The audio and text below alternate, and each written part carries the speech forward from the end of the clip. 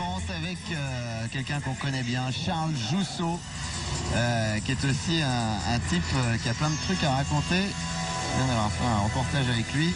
Il en a des choses à raconter lui aussi. Il a formé de nombreuses unités. Je pense qu'il vous a fait un peu peur en fait. Non, parce qu'il est plutôt sympa. J'avais rien à me reprocher. Enfin, vous voyez, j'ai été très agréable, très courtois. Et comme il faut, et donc il n'y avait pas de problème, au contraire, très souriant. Mais alors c'est le self-défense, donc là aussi l'efficacité absolue en toutes circonstances, dans les combats de rue notamment. Alors Charles Jousseau s'est beaucoup intéressé à la sécurité, ça a été vraiment la tendance de son évolution personnelle en tant que pratiquant et d'expert d'arts martiaux.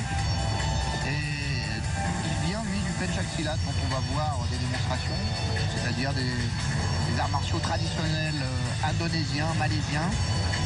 Et il en a fait donc une adaptation à cet esprit de self-défense, adaptation assez facile parce que ce sont des arts orientés de toute façon vers l'efficacité. Et je peux vous dire, pour avoir assisté donc à des entraînements avec Charles Jousseau, c'est costaud, hein, c'est sportif. Hein. Voilà, ça va vite, on essaye de toucher vite aux points vitaux, de mettre l'adversaire en état de faiblesse très rapidement. Par exemple en attaquant les genoux. Pour ne pas faire parce que le genou c'est fragile. Sauf en cas de légitime défense professionnelle.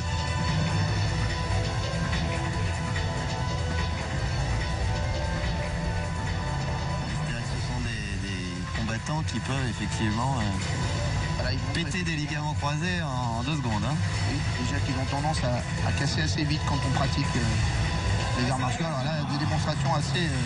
ils font un peu froid dans le dos de couteau, mais c'est l'esprit traditionnel du Pencak Silat, qui est donc un art guerrier, qui a été adapté au combat au couteau, qui fait partie de la nécessaire apprentissage des forces spéciales. Et oui, parce qu'avec ces unités d'intervention, évidemment, ils font face parfois à des dangers qu'ils ont estimés auparavant.